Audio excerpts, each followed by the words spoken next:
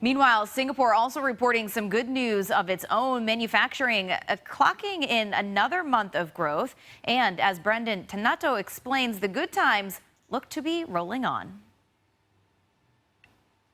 The Purchasing Managers Index, or PMI, came in at 51 points last month, 0.1 point higher than the previous month, and this marked its 11th straight month of growth. Now, a reading above 50 suggests an expansion, while below that level points to a contraction.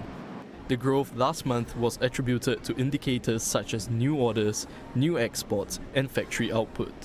That's despite a decline in inventory levels and employment. One economist expects the outlook for Singapore's PMI to remain firm in line with expected growth in regional economies.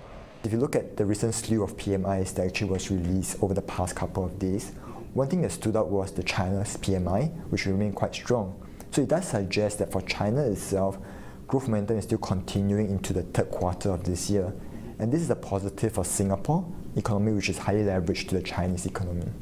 Meanwhile, a separate index for electronics saw just a slight expansion, with July's numbers coming in at 52.2 points, up by 0.1 point. Now, economists say they expect growth in the electronics manufacturing sector to remain robust for the rest of this year, citing that e-commerce players could actually give it a significant boost. What we're seeing right now is an increased number of e-commerce firms.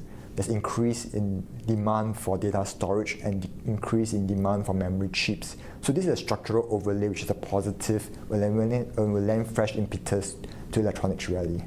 Looking ahead, one economist said there are still broader risks that could hamper the growth of manufacturing activity.